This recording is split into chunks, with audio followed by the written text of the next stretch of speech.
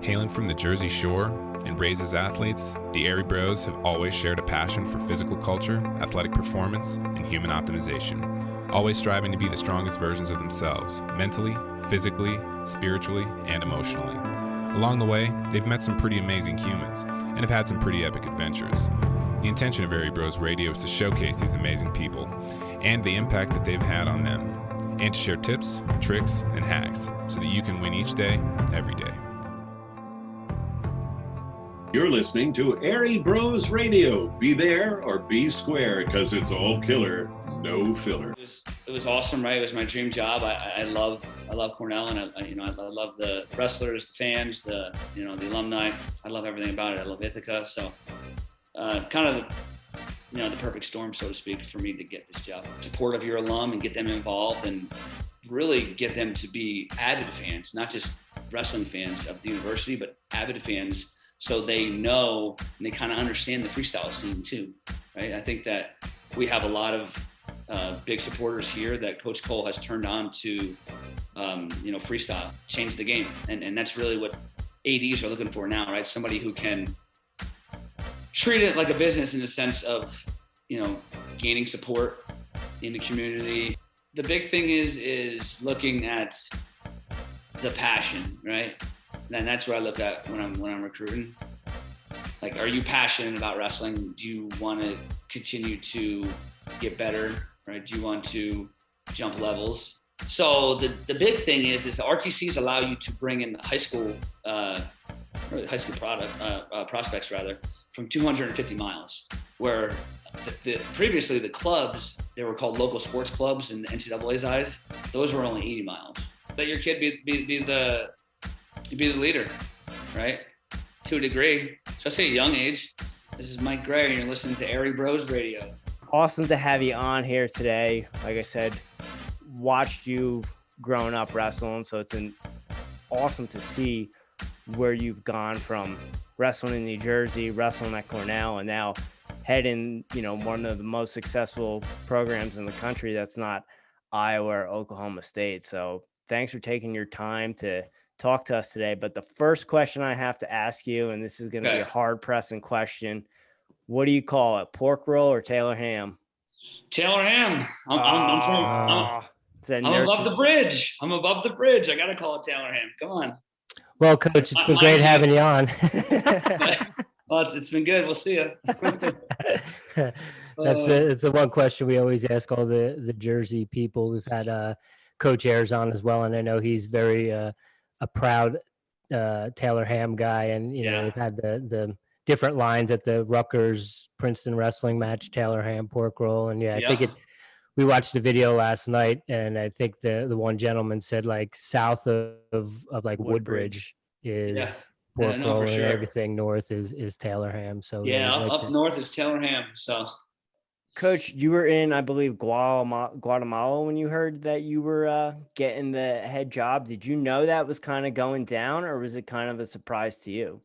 No, it was a surprise to me. I know I found out that Rob was interviewing out in Stanford, obviously before everybody else. So, I didn't know if he was going to take the job. I just know that he was interviewing. I know that they pursued him really hard. So he was, interested. So I just was, it was something that I thought might have happened. But, the biggest thing for me was just, when the news broke, just getting a hold of our guys and letting them know that, nothing's changed yet. And, just continue status quo, just keep working and, just assume that Rob would still be the head coach and kind of carry on as if he would be.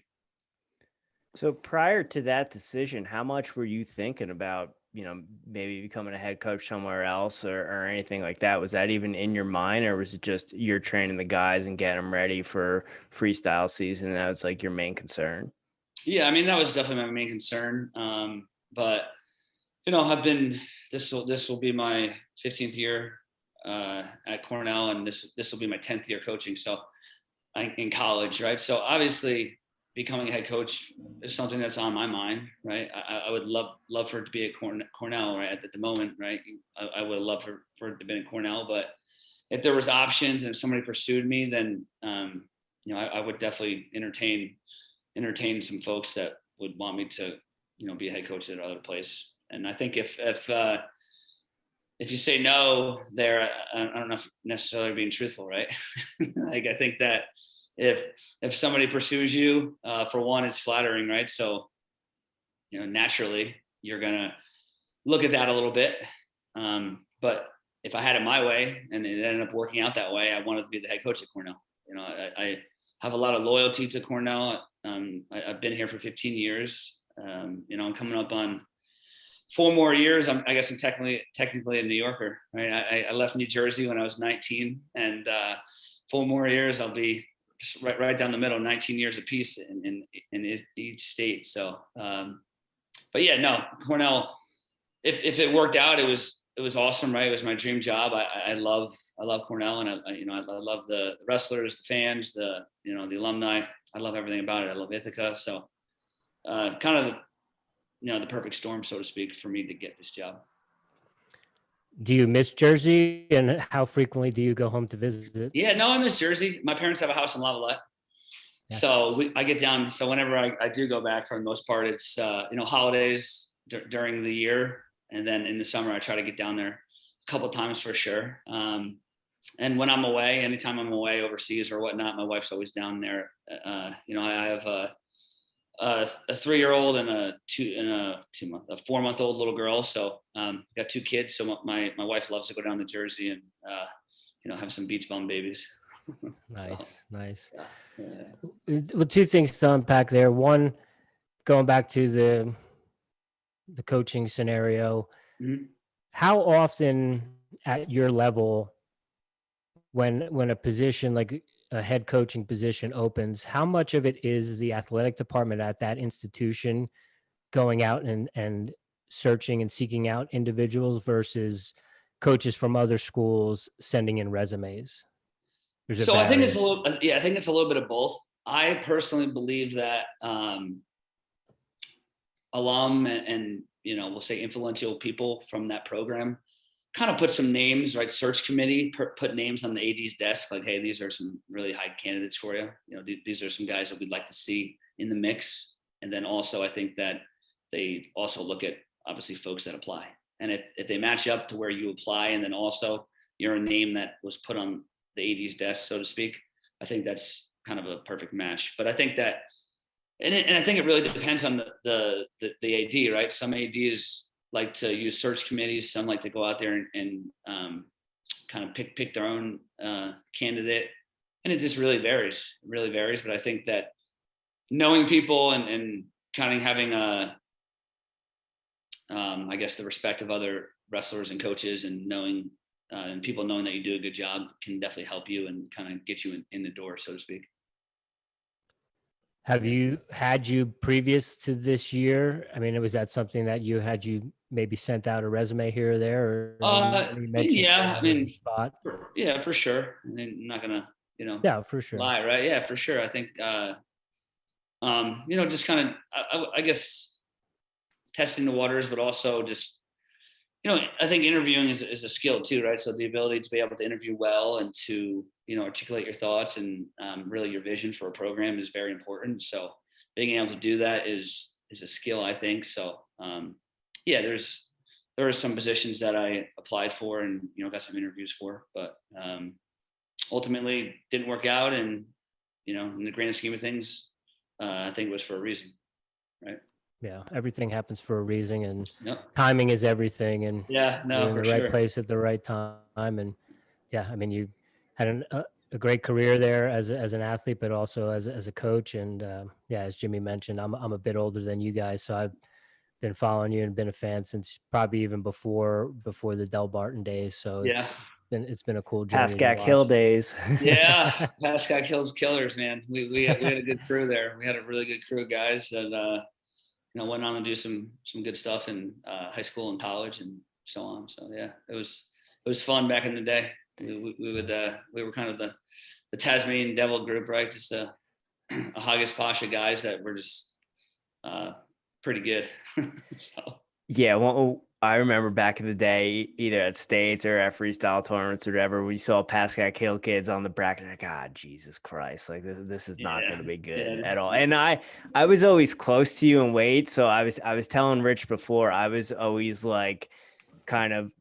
I remember your junior year, everyone went up or everyone went down, and the same happened your senior year. Everyone like went up or went down, and then there was I was telling Rich after like, I don't know, top 4 or 5 at 119, it was kind of like whoever was kind of there to place who would get that place because Mike Gray cleared out the weight class. So a lot of that growing up. But going back to getting the job at Cornell, knowing the coaching tree that has come out from Coach Cole and all those other guys, what's it like for you to kind of know that Cornell kind of, hey, that's the guy we want. He's here and we want to go with him. That must be a pat on the back for you, knowing the other guys that have came through that program and have successful programs at other schools.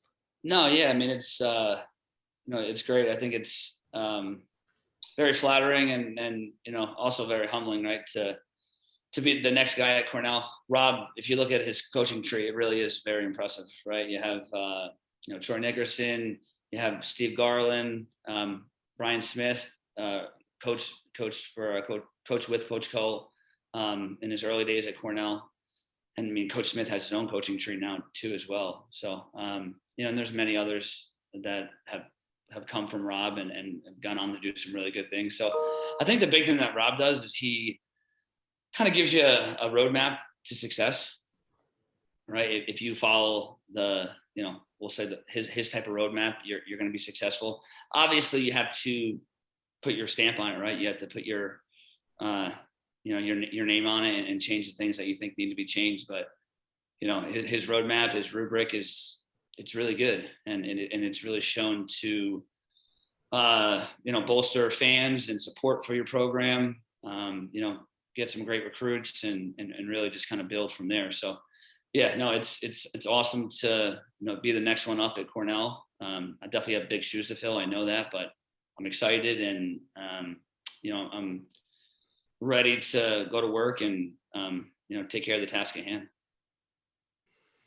One of the things that we ask all the wrestling coaches that we've had Coach Nickerson on as well because he's out here in Colorado with us now. Yep. The term, the CEO of wrestling comes up very often. Totally. And if I'm not mistaken, it was Coach Cole that kind of coined that phrase. Yeah, no, he definitely is the guy, right? I think before Coach Cole, like you were a wrestling coach, right? You trained the guys and you recruited obviously, but and you took care of marketing by winning, right? You took care of marketing by winning. So if you weren't a program that was winning, you probably didn't have a lot of fans in the stands and you probably weren't, gaining that much support amongst the university, in the community, things like that. But, Rob did a tremendous job of building a wonderful fan base, even when Cornell wasn't, what it is today, right? As Cornell was growing, and I think that certain key individuals like Travis Lee and David Hirsch put Cornell on the map and by winning national titles from a program that we'll say wasn't putting lots of All-Americans out there. But I think the biggest thing, like you said, the CEO type leadership from a head coach changed the game. And that's really what ADs are looking for now, right? Somebody who can treat it like a business in the sense of, gaining support in the community, at the university, doing a great job with marketing and promotions and getting fans in the stands and also fundraising, right? He's the guy, he's the man when it comes to fundraising. And that's the one thing you have to do at Cornell. You have to fundraise a lot. Whereas other programs, where you have big football and big basketball, that they pay the bill for you, right? Where at Cornell, honestly, at Cornell, you got to fundraise both, right? Because you have to have a great RTC or to have that trickle down, right? I talk about, like, my big thing is this trickle down from RTC, right? If you look at Penn State, that's why they're doing so well, I think, because they have a wonderful RTC, and that in turn, right, trickles down to the, the guys on the actual team and they're successful. So fundraising here is huge. Fundraising in general is huge nowadays in wrestling, because if you want to get the talent for your RTC, you have to pay them, handsomely. And to do that, you need to, get the support of your alum and get them involved. And really get them to be avid fans, not just wrestling fans of the university, but avid fans, so they know and they kind of understand the freestyle scene too, right? I think that we have a lot of big supporters here that Coach Cole has turned on to, freestyle. And I think obviously because there's somebody like Kyle, right, and Yanni and Vito, who are doing great things outside the Cornell wrestling realm, we'll say, and that's going to build that support. But the biggest thing is generating that support and really getting people to buy into your vision, which here is a great RTC, which leads to, a great Cornell team as well. Talking about the RTC, you guys have a very unique situation as the Spartan RTC. How did that relationship form? Yeah. And I mean, how is the Spartan RTC, because of that, maybe a little bit different than some of the other RTCs? Yeah. So the Spartan RTC, man, I'm repping it right now, right? The Spartan RTC. So Joe DeSena, the CEO of Spartan, he's a Cornell grad. So he's a Cornell grad, and obviously his way of thinking, right, the way he lives his life is very similar to a wrestler, we'll say, right? The Spartan way is very similar to wrestling. This hardworking, blue collar, just do some really good work and work hard and really just try to build up people around you while you're doing that. So I think our philosophies mesh really well, and ultimately he's just a great guy who is just trying to support something that he's passionate about, something that he loves, which is Cornell University and Cornell wrestling. So it was really kind of a match made in heaven because he loved Cornell, and his sons were starting to get into wrestling, right? So probably started a couple of years ago, and that's when his sons really started to get involved in wrestling.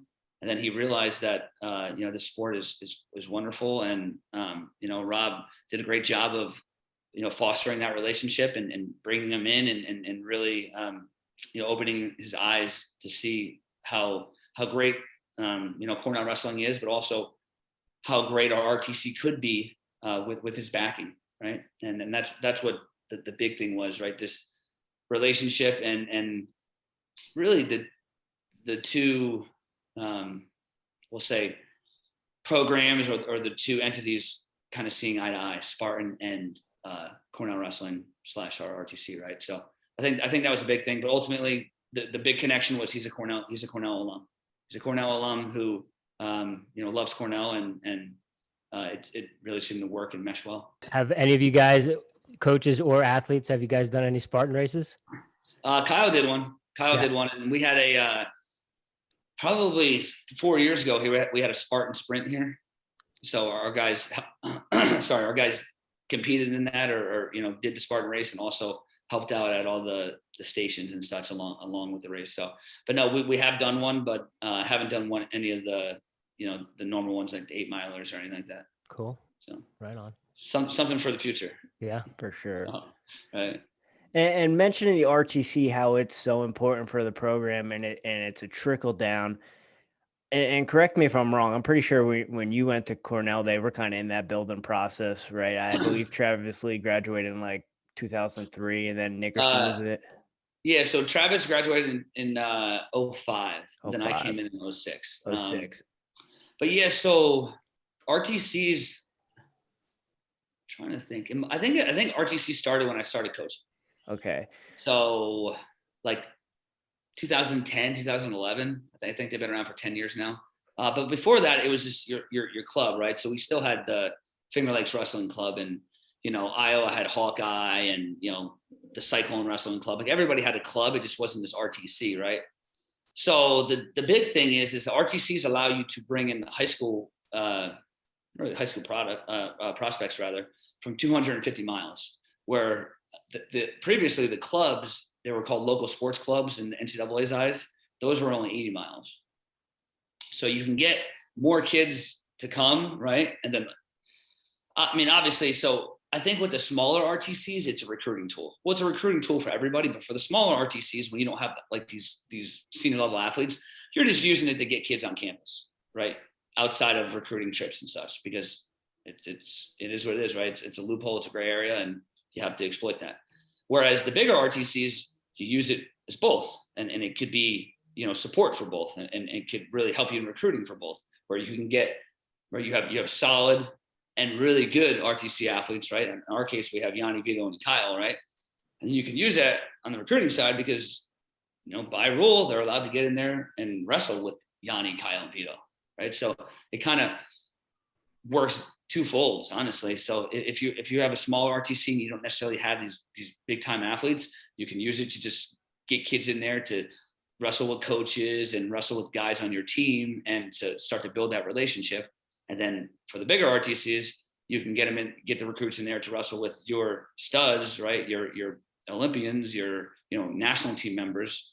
So you generate a connection there, and then they're also generating connection with the coaches and so on and so forth. Like I started working with Yanni when he was 15 years old.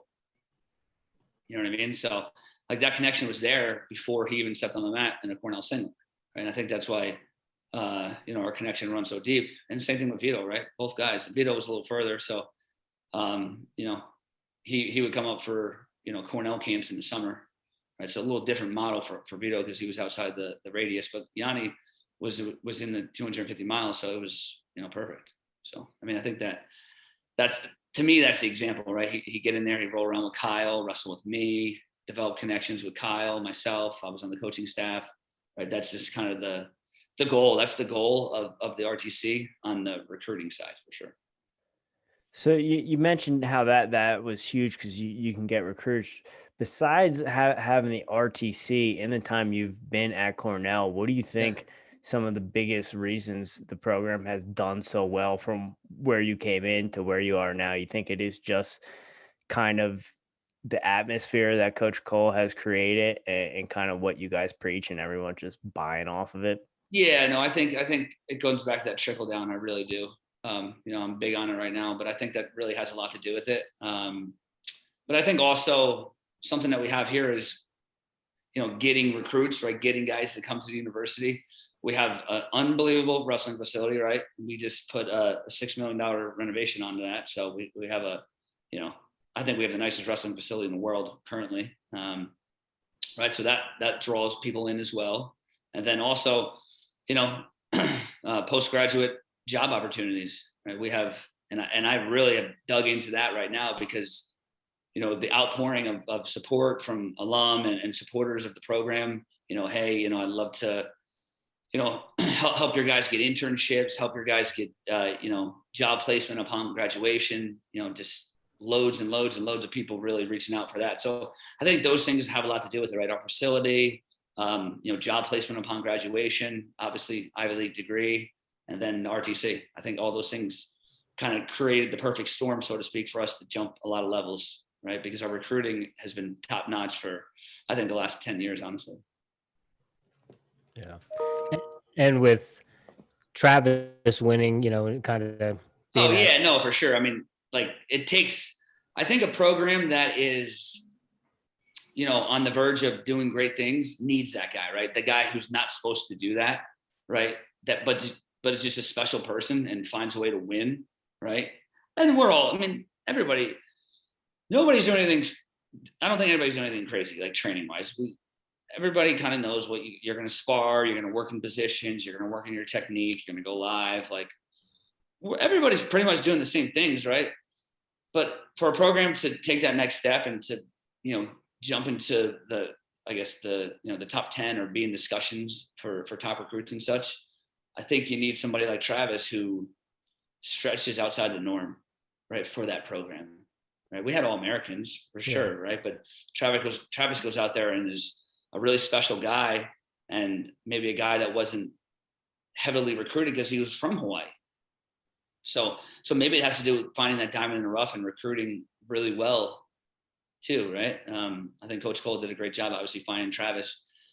Because Travis was a judo player for a long time coming up, and then he started wrestling, like moving into the discipline of wrestling, I think when he was like 7th grade or something. But he was a judo player from the time, he just continued. He wrestled and was a judo player. So finding that diamond in the rough, finding the guy that's gonna, stretch outside the norm for your program, and he was the first 4-time All-American and obviously a 2-time national champion.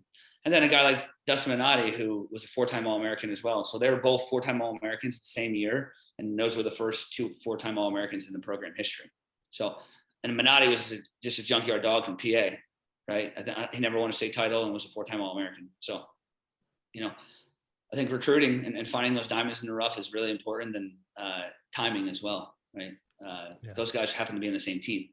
So, yeah, and then they had some other really solid studs too, like Jerry Rinaldi and some other guys. And Cornell kind of had a dream year and took 4th in 05. Right? They won a trophy in 05, and it was kind of like Edinburgh back in the day there. Well, not back in the day. Probably when Gillespie was there. So 07, 06 maybe? Yeah, I think so. Yeah, where they had Pord and all those guys, and they won a trophy. So, yeah, I mean, I think you need guys to step up and kind of wrestle out of their minds to give your program the credit that you know it already should get, but will finally get in the public eye. Yeah. And then once you're in the talks, and once people start to believe you're there, then you are, right? Because what you're perceived to be is what you are. Yeah. In the public eye, right? So. Yeah, and if you can get a kid from Hawaii to thrive in Ithaca, New York, I think you can do some special things with a lot of people. Everybody, we don't get the lake effect. We're right above Pennsylvania there. We're good to go. We don't get the lake effect snow like Syracuse. We're an hour south. It still gets cold though, doesn't it?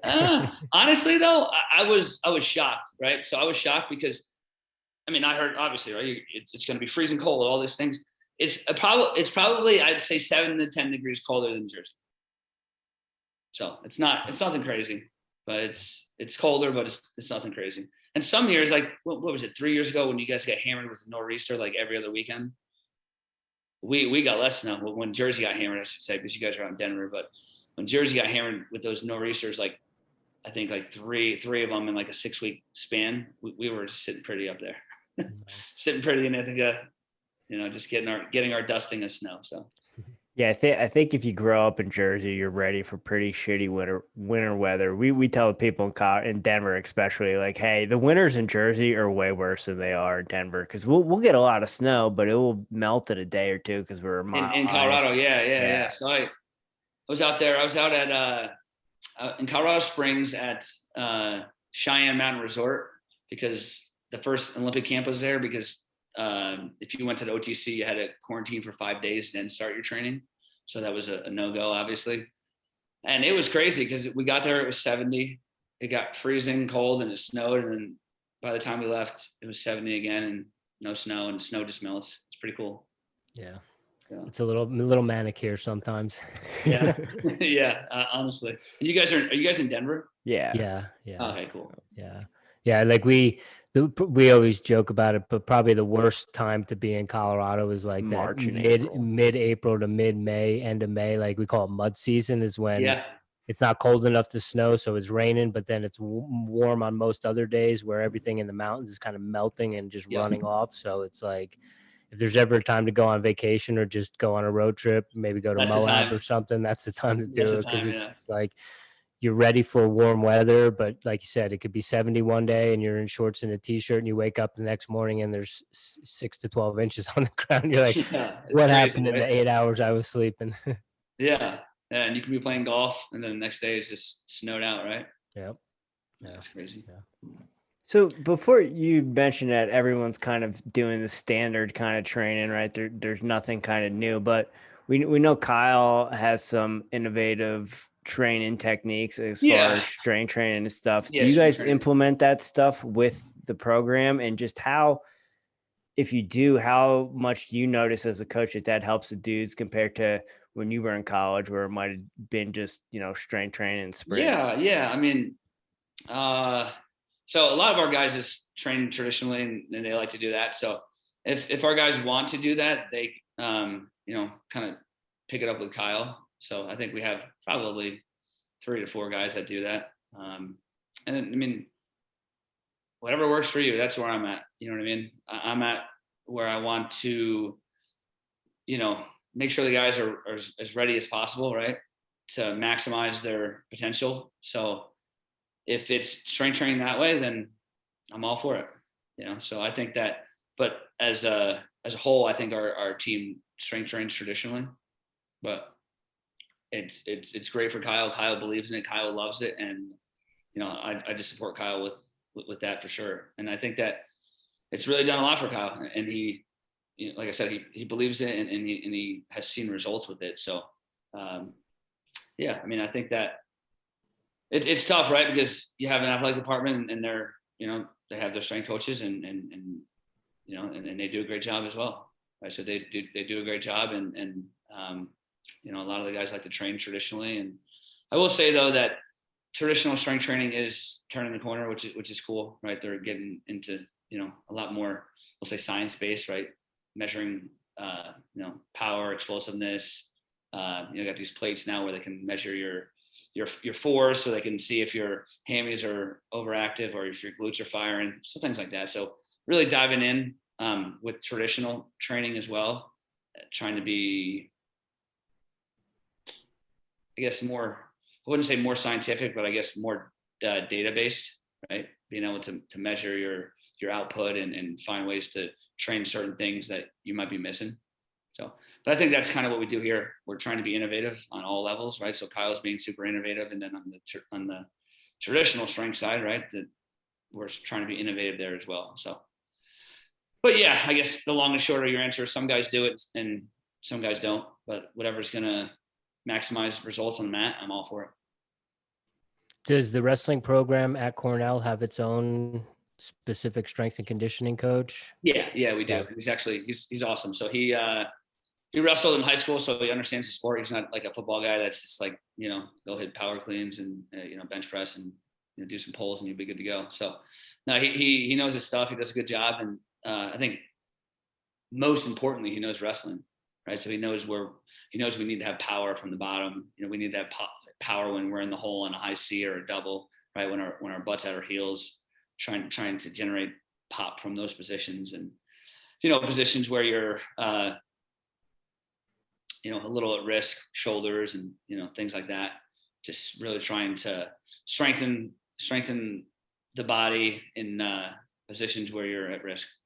Yeah. The best strength and conditioning advice I ever heard a wrestling coach give was, there's never a line at the pull-up bar. And I just wish I would have heard him say that when I was in high school. That's funny. Yeah. No, I mean, I think if you look at the foreigners, right, they're climbing ropes and they're using bands, and right. So there's different ways, right? There's different ways. I think the foreigners get a lot of their strength from obviously wrestling specific training, right? And I think that a lot of their system is different because they're, we'll say, gymnastics based at a younger age, right? Like, or they build athleticism at a young age, we could say, right? Through tumbling and things like that. So just before we even start to work on techniques, just making you a better athlete, and then we can get into the wrestling. Whereas in the States, people just jump in and, Tommy's trying to win a state title at age 6. Going to 6 different wrestling clubs. Well, there's one in every corner in Jersey, so yeah. There's one on every corner. There's no place like it when it comes to wrestling. People around the country, when I tell them, they can't even comprehend it. I'm like, yeah, dude, like there's like at least 3 in every county, at least. Yeah, it's crazy. It's crazy, man. But yeah, there's I don't know. I mean, there's I will say though that it's good to see that the number of clubs are rising, but also the number of people that are running these clubs are like college wrestlers and people that are I guess merited to run the club, as opposed to just Tommy's dad who's going to teach you how to smash people. Right? Well, you know what I mean? Like, I think it's good. I think it's one of those things in Jersey, like, if you're at a diner or something and you can get in a fight with someone, like, you better watch out because he probably plays in the regions. Like, it's kind of that thing where, like, someone be like, oh, I know this dude. He was like a national champ or whatever. Like, there's dudes like that, dime a dozen in New Jersey. Yeah. Whereas, well, it's just funny too. Like, you go in, like, a little different, but I think you go to New York City and like your taxi driver's like, yeah, I took like second in Junior Worlds in like '89.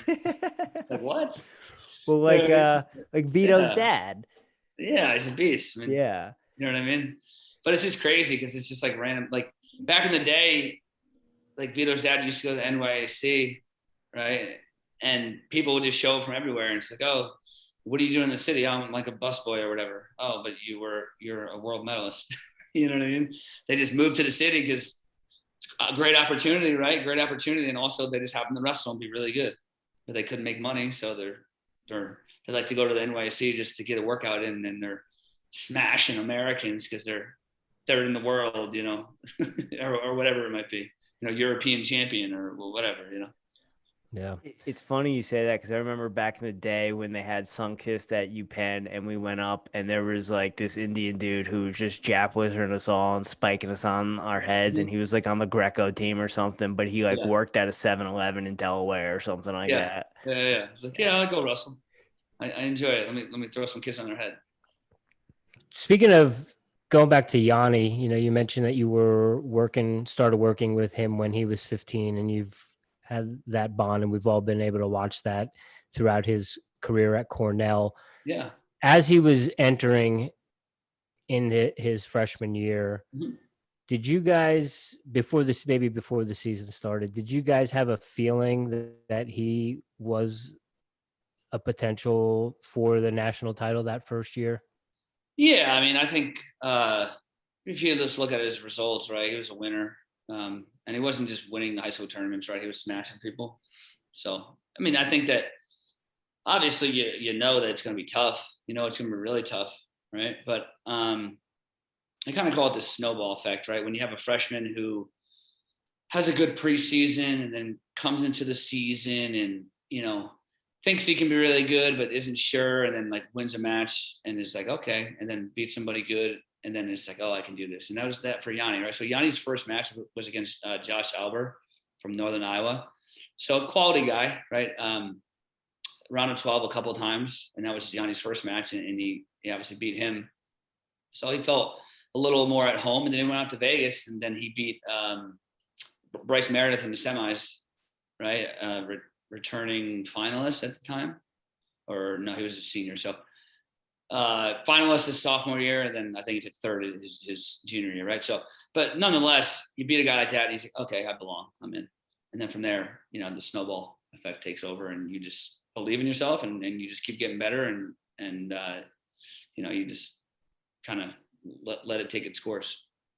Yeah. So, but yeah, I mean, we knew he was special. We knew he was special, and we knew he could do some really good things. It's just how special is he going to be, right? Yeah. And he, just listening to his interviews and stuff, it seems like his on and off the mat IQ is just, and I'm sure some of that has to do with his upbringing and, you know, who his dad was and kind of what they did. Yeah. Some of those stories that he tells about, you know, just being a little guy and sitting on his dad's lap and watching, you know, Russian nationals or European championships and just kind of like finding a move and being like, all right, we're going to work on that today. And then going in the garage and doing it. Like, I love hearing that sort of stuff. Yeah, no, he, you know, he's definitely a student of the sport and he enjoys it. Right. So it's not a job to him. He enjoys learning new things and picking up new things and working on new techniques and really just trying to evolve and really just kind of be an artist out there. Right. More than anything, that's kind of his take on it. He's very cerebral about that. And he's like, you know, he wants to be an artist out there. And at times he needs to be less of an artist and more of a hammer. Right. But you know what you're going to get. You're going to get exciting wrestling. You're going to get, you know, 6 or 7 minutes of good, solid, hard wrestling. So yeah, and then off the mat, no, he's really intelligent. He's an intelligent kid. Who has a great personality, a great heart. And, you know, he's the type of guy you want to see do well because he works really hard at it. And probably even, you know, more impressive is how good of a teammate he is and how good of a kid he is. Right. So that's probably the thing that's more impressive. And I think people have picked up on that or are picking up on it. Right. He's just a good kid. You know, he's a good kid. He's a good teammate. He wants to make sure, you know, no man's left behind. He wants to, you know, carry his team with him. And along the way, he wants to do some really special things on the mat. And knowing who you are and what you did in high school, when you're recruiting up and comers that might not be at the club training with you guys on the reg, are there hot prospects that impress you, or not so much coming in because it's one of No, those I things? mean, Yeah, there's heck, these kids nowadays are so good. I mean, a lot of them impress me. It's like it's tough to decide who you want to, at the Ivy League, who you want to kind of give your spots to, and who can fit into that puzzle, right? Especially with weights and things like that. But no, I'm very impressed with high school wrestling. It's gotten so good. It's really, really, really impressive. And I think it has to do with the age group freestyle stuff. I really do. I think it has to do with, so the age group freestyle stuff. So these kids are getting so much more experience at a young age, right? They're getting world level experience at a young age. And also, like I said before, we're getting better coaching, right? We're getting more college kids that are getting into coaching, that are getting into club coaching right out of college. So before it was, maybe a couple, right? Like Jackson, for instance, right? They had Goody, right? And they were really good because they had a college coach, right? I mean, a college wrestler rather, that was coaching them, right? It wasn't just your local high school coach that wrestled in high school and, was a good high school wrestler, and therefore he's the high school coach, right? So I think getting more resources to more kids is making them better, right? In the most basic terms, these kids have more resources, have more high-end resources, right? Not just the ability to have an open room, right? That was a thing when we were in school. You had your summer open room, right? It's great. We come in and wrestle your buddy, but there's nobody instructing you, right? There's nobody fixing your flaws. You just keep making the same mistakes, but you're just scrapping it out, and you lean on that when you wrestle. Whereas, I think going to clubs is good, and kids are getting access to such great resources that. And the other thing too is they're getting so good now when they're in high school that college guys are, not that they weren't interested before, but they're more than willing to wrestle with these kids, right? And then also your local RTC, right? Your local RTC coming to you, right? You can go to an RTC for free, right? So you have your club, and then you go up there and scrap with the college guys for free at your RTC. Can't beat it. So it's just a microcosm of all these things coming together, which is causing the level to rise immensely. And it's great to see, right? It's great for wrestling. And then on the women's side of things too, things are growing, and you look at Oregon State, they have a great RTC, they're building, and we're looking to do that. We're going to have a women's wrestling club at Cornell this year. So that's pretty neat. And we're really looking to kind of dive in there. It's just starting as, a school, right? Just like if you're going to have a math club at the university, it's the same thing, but it's a women's wrestling club. But you got to start somewhere. So that's where we're starting. And, hopefully in a couple of years, it'll grow and grow. And then we'll get to, some of these other levels where these girls are doing some great stuff in college. Talking about the younger kids having the exposure to more mat time, more freestyle, different styles. You mentioned Travis was in judo. We know some guys that come up as judo players and just have, like Steve Mako, foot sweep you from every other angle, and you won't be able to stop it, even though he's telling you. It can be a fine line, though, in terms of getting enough and then doing too much. Yeah. And I know you've experienced that both as an athlete too. Yeah. Do you know can you pick up on maybe like sort of some red flags in terms of like when you're recruiting, like, oh, this guy might be overcooked a little bit? Because when we had I mean, honestly, like a lot of times, like how many surgeries have you had, right? It's like, well, that's one indicator, right? But no, I think the big thing is looking at the passion, right? And that's what I look at when I'm recruiting. Like, are you passionate about wrestling? Do you want to continue to get better, right? Do you want to jump levels? I think that's a big thing. And I think that's a big indicator if you've been, overtrained or burned out a bit.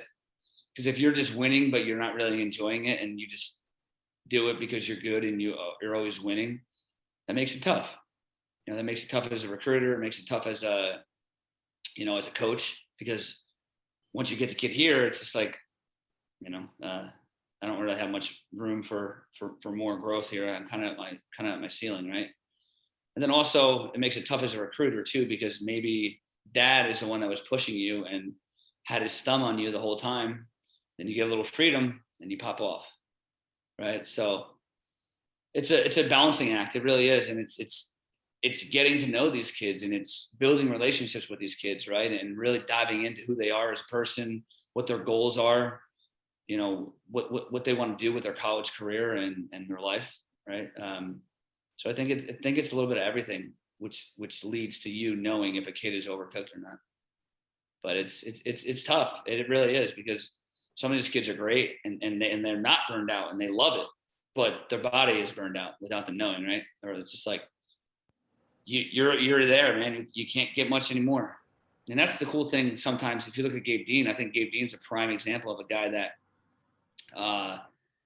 was a freak athlete, just didn't have much wrestling in him in a good way, and then went off and got so much better because he was a football player, right? He was a great football player, and that was really kind of his focus in high school, right? Being a really good football player. He wrestled and won a state title, right? He was a great wrestler, but he was just a really good athlete, and he grew up in a wrestling family, so he just knew some skills that got him over the hump, right, in high school. Whereas when he decided that wrestling was his thing and he dove in college, you know, you had a kid who was the specimen and, you know, had all the attributes you want, right? Explosive, powerful, you know, had a great has a great head on his shoulders, can understand techniques and understand, you know, what the other guy's looking to do, and could perform great under pressure because he was a quarterback, right? So all those things led to him just being ready to just soak up knowledge and be a sponge in you know, higher level wrestling, and then, you know, take off and do great things. So I think it works both ways, and I think there's examples on both ends of the spectrum, right? A kid that is just cooked and gets to college and kind of is just flat, and then a guy who maybe has the ability but just didn't have enough wrestling, right, in a good way, and then got all the wrestling he needs, and then took off and did great things. So the answer, tough to know, right? Yeah. You gotta really do your homework, and you gotta dive in with these kids and develop relationships and really get into their head, and just kind of figure out who they are as a person, and what's going to drive them, and where they're looking to be in 4 or 5 years. So with all that being said, yeah, do you have any advice for that dad out there? You know the one I'm talking about. No, for sure. I think the advice for the dad out there is, I would say let your kid be the leader, right? To a degree, especially at a young age. They want to wrestle, let them play another sport. You know what I mean? Obviously, and it's hard. It's hard to go. You know, it doesn't matter now. It only matters down the road. Because every time you step on the mat, you want to win, right? And as a parent, you don't want to see your kid crying because he loses. I get that. I get it. You know, but having the ability to look down the road and to know what's best, right? To have that future eye, so to speak, and know what's best down the road is really important, right? And being able to steer your child towards ultimate success, we'll say, right? Winning now, obviously, if you're going to step on the mat, you want to win. I get that, right? But you also need to understand that if you do lose or you do fail, and in that small instance, the goal is the end game, right? The goal is the end game, and the goal is to, you know, get yourself to that starting line, right? Get yourself to the college starting line, and then, you know, then that's where, you know, the desire and the, you know, the will to be great kicks in, right? Because when you're young, kids develop at different ages, and, you know, it makes it tough. Whereas when you get to college, everybody's kind of got their tools, and it's just like, all right, let's see who's best, right? And the goal is to get there, and it's hard. It's hard. I get it for some of these parents. I understand it's hard, but having the ability to, you know, look down the road and know where you want your son or daughter to be down the road, that's really what's most important. But no, I mean, These are tough questions, man. You don't know, right? I mean, my son is 3, right? And he's got a singlet on and he loves going to practice and you know, hanging out with the team. And it's going to be tough for me to be like, nah, you're not, you know, competing until you're 10 or whatnot, whatever it is. Right. But if you look at somebody like Vito, his dad was a world champion and he took Vito everywhere with him wrestling wise. But Vito didn't start competing until, you know, he was in sixth grade or so. So it can be done is my point. It can be done. Right. But you got to have the end game in sight, I guess. You have the end game in sight. So that said, having the wisdom that you have now, being the head coach at Cornell at the current moment, if you have a DeLorean and you can go have a conversation with your father and yourself, maybe when you're 10 years old, what does that look like? What do you kind of tell them? What kind of pitfalls do you say, hey, maybe navigate around this? Like, is there anything that you would tell your younger self, or do you think you guys did a pretty good job? I mean, I think we did a pretty good job. I think it gets tough. Where it gets really tough, and I bet you this is where it gets really tough as a parent too, is when your friends are your teammates, right? So your friends are your teammates at Pascack Hills, right? You're murking everybody, right? You're having a ball doing it. It's just like, how do you say, you know, you should probably slow it down, right? And that's where it gets tough. I mean, maybe some more break in the summer, right? Maybe some more break in like July and on all of August or whatnot. So maybe a little bit of a longer break. But I will say, when I was younger, I did play 3 sports. I played 3 sports until I got to 6th grade. You know what I mean? So I think my dad's just intense in general. So he got a bad rap because of that, right? He's just an intense dude. You know what I mean?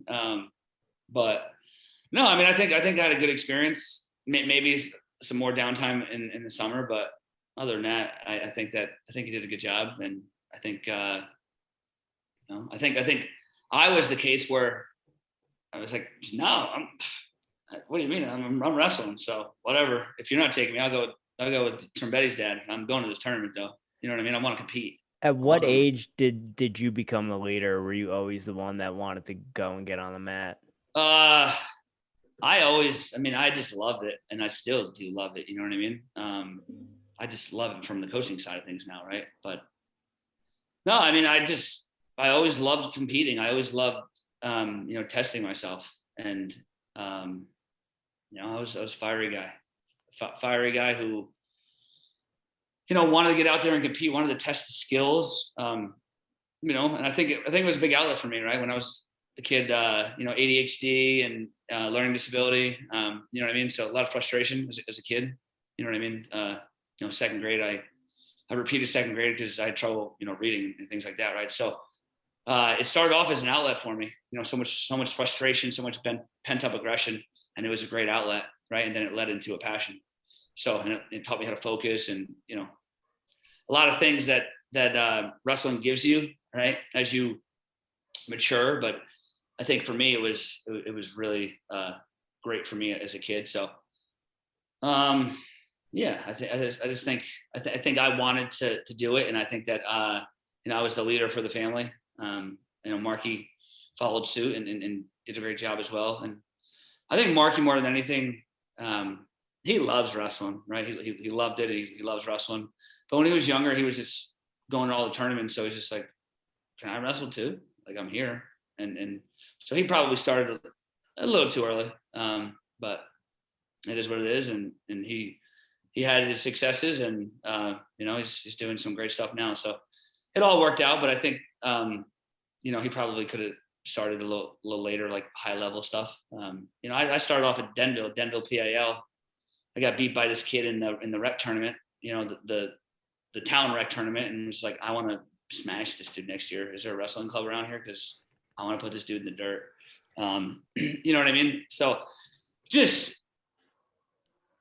I always had kind of a fire, right? I had a fire to be great, and to just challenge myself and really just try to be the best I could be. And I still have that fire, right? Just trying to be the best version of myself in whatever it is, whether it be coaching, whether it be, you know, being a husband, being a father, just, you know, just trying to be the best version of myself, honestly. So. Do you still mix it up at all in the room? Yeah, you know, but not with Yanni and Vito.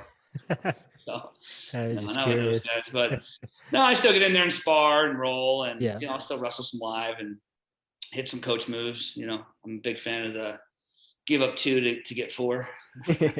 Right? Give up 2 to get the reversal and the 4 backs. So yeah, but no, I still mix it up. It's still fun, and my goal, right? My goal is as the head coach now is to not change that, right? To do a great job with my time management and you know what I mean, and my I guess delegation skills to be able to stay in the room and stay active. And I don't want to be the head coach that just sits in the office and, you know, makes the deals and you know, does the paperwork and you know, doesn't stay involved in wrestling. That's not me. That's not who I am. That's not what I'm going to be as a head coach, right? I'm going to stay active. I'm going to stay involved with my guys. And I feel like that's how you keep your team, right? That's how you keep the guys respect, so to speak. And also doing your homework, staying up with the technique like I do now, and being a student of the sport and not falling by the wayside, right? I think wrestling is a tricky game. If you don't stay focused and you don't stay up, you're going to be left behind for sure, right? Because it's ever evolving and there's some really good stuff, right? So making sure you're staying up with it and really challenging yourself to evolve with the times is super important. And it's super important for your team, right? If you want your team to excel, you got to make sure you're introducing these new techniques and these new strategies, whether your team likes them or not. And maybe some guys do, maybe some guys don't, but just offer it up. You got to be able to offer it up. Outside of the Cornell room, who you're talking and being a student of the sport, who are you a fan of? Who do you pull inspiration from? Coach Buxton, right? Coach Buxton's the man. He, you know, when I think about being a coach, when I thought about being a coach, when I first started coaching, right, I think of Coach Buxton, right? A guy that's, you know, loved by his guys, you know, not afraid to get on your butt and get after you, you know, innovative with his skills and committed to, you know, doing the right things to, you know, develop new things and bring it into the room. So Coach Buxton's a big inspiration of mine, a big mentor of mine. You know, I think of Rob for sure, you know, Rob Cole for sure. Being able to, you know, get the right guys in the right place, right? Get the right guys in the right seat on the bus, right? Making sure you get all your talent on the mat, right? Finding ways to, you know, move your team around to get the best guys on the mat. You know, that's definitely something that it's going to be challenging and something that you need to do as a head coach. So a lot of inspiration from him. You know, when I was a young coach, Damian Hahn, he, you know, he was a guy that kind of showed me the ropes, and, you know, I modeled my my days after, and, you know, getting individuals with guys and coaching them up and developing tight relationships with them, and, you know, having them over for dinner and things like that. He's somebody that I really, you know, look up to and continue to look up to. Trying to think. I mean, there's so many others. There's, you know, my high school coach, Guy Russo. He was, you know, a tough dude who trained us hard. So look up to him in the sense of demanding maximum effort from your team and not, you know, budging on that at all, right? And if you don't do it right, we're gonna do it over. So I draw inspiration from him, and you know, my man Stoll, he's the man, right? Brian Stoll, he's a good dude, and you know, I draw inspiration from him this year because I can understand where he was at, right? I was a senior, he was a first year head coach, and he was just like, don't screw it up, right? That was his thing, right? He was just he woke up in cold sweats, you know, a month leading up to the state tournament, you know, just wanted to make sure nothing went wrong, counting the number of matches I had to make sure I'm good for districts and stuff like that, just crossing his T's and dotting his I's. And I'm sure there was a lot of fear there, right? I'm sure there was a lot of fear there. There's a lot of fear to overcome. And that's only natural, right? If you're not fearful, then you're not being truthful with yourself, to some degree, right?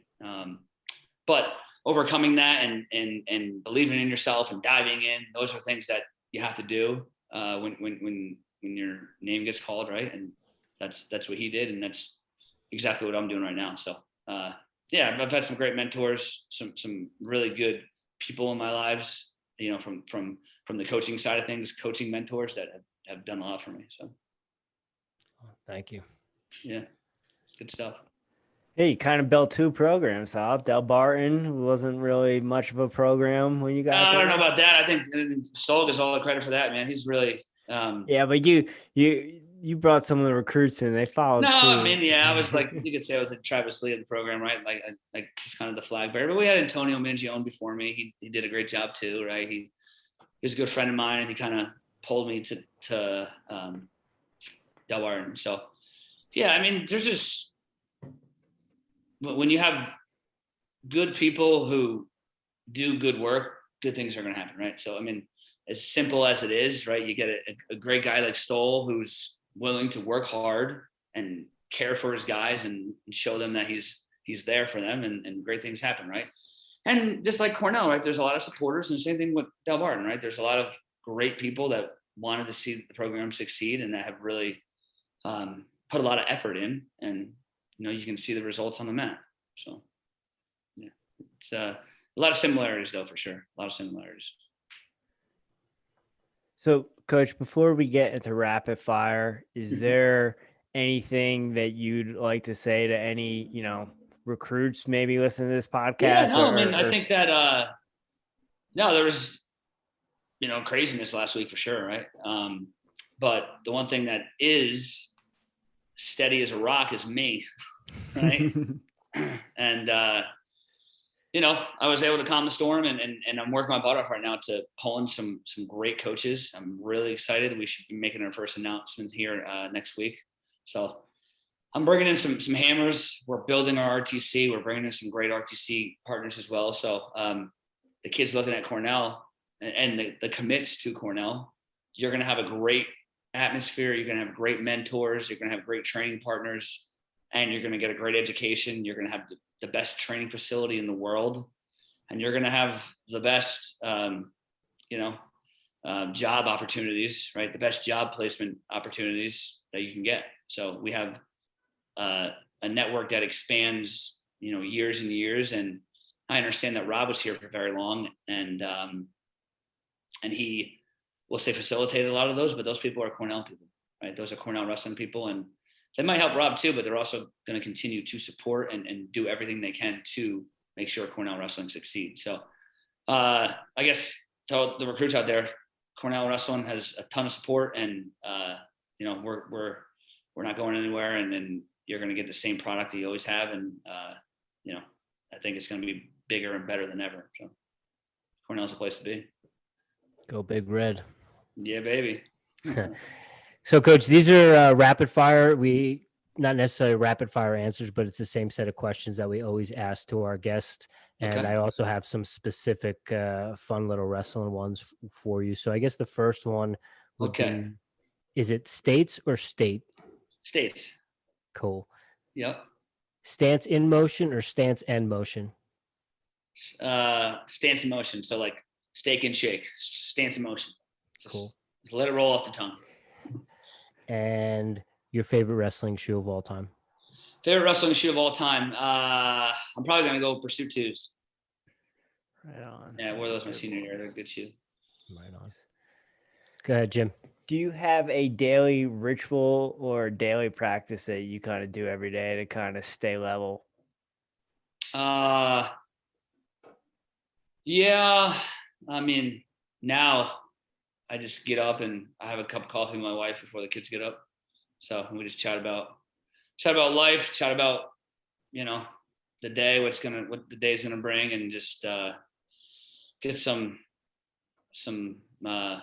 wife and husband time, I guess. Yeah. So I think right now that's it. I mean, obviously we did it before the kids, and you know, just a good way to start the day. So yeah, we always get up, have a cup of coffee, and you know, just have some time amongst ourselves before the craziness gets up. So, but yeah, I think that's probably my ritual. So talking of your morning ritual, how do you brew your coffee? How do you take it? Anything specific? Do you have a different type of roast? No, I mean, I just let my wife take care of that. She does a good job. So I'm just like, whatever. Okay. I definitely don't. I like a little creamer in there for sure. Not a black coffee guy. So okay, a little creamer, good to go. Cool. What are you listening to right now? Music, podcasts, audiobooks? Are you reading anything? So I recently finished Chop Wood, Carry Water, or vice versa, Carry Water, Chop Wood, whatever it is. But yeah, no, good book. Really, really good stuff about the process of becoming great. So I enjoyed that book. Listening to a lot of Luke Combs. I listen to country music up here. Good stuff. My wife actually went to college with Luke Combs at App State. So yeah, big Luke Combs fan. So listening to a lot of him recently. Have you ever heard of Charlie Crockett? Charlie Crockett. Have not. Should I? Yeah, check him out. Yeah. Okay. Yeah. Charlie Crockett. I'll write it down. Yeah, he's a new school guy, but he has a very old school kind of vibe, and he has one album. The majority of the album is Hank Williams, the first kind of covers. So if you're into like that old, he's got a little school, twang to him, huh? Yeah, definitely. Oh, I like that. Yeah, that's good. And then last one. This used to be a lot more lighthearted before March of 2020. Now it can be a sensitive area, but if at any time when you're not with the fam or you're not involved with wrestling, do you ever find yourself late at night in a YouTube rabbit hole? Do you believe in Bigfoot? Have you seen aliens? Do you have a favorite conspiracy theory, something that you just kind of like to geek out on, or have done some research or read some books? I mean, I think probably the Bigfoot stuff. I'll watch Finding Bigfoot here and there on Nat Geo or whatnot. That'll probably be it. But yeah, I'm not a huge conspiracy theory guy, honestly. So I mean, you're better off. Yeah, I know. I've heard. But check out. We did an episode with Jeff Muldrum, and he is a professor at Idaho State University, and he's a zoologist and an anthropologist, and he dissects Bigfoot from a podiatrist aspect. So he examines footprints, and so he brings a lot of, I guess, academia credibility to the whole kind of Bigfoot, bipedal, advanced primate, or whatever it may be. So that was a fun little episode we did. I'll be sure to check that out. That's cool. Good stuff. Good stuff, gents. Coach, Sweet. Thank you so much for your time. Appreciate you so much. Keep holding it down for Jersey. These two dudes are always hold it down for Jersey, and hold it down for the future of Cornell, because we got a staff that's coming. Ooh, baby. Looking forward to it. We can't wait to hear. Yes, sir. Thanks, guys. Hey, appreciate it. Love chatting with the Jersey boys, and it's been fun. And if you need anything, if you're back in Jersey or whatever, give me a shout. I'm down in Lavalette, so yeah. We'll bring you some pork roll. Yeah, some Taylor ham. But no, maybe we can catch up with good stuff. Sweet. Absolutely. Thanks for your time, Coach. We appreciate it. We'll see ya. Be good. Take care. All right, bye.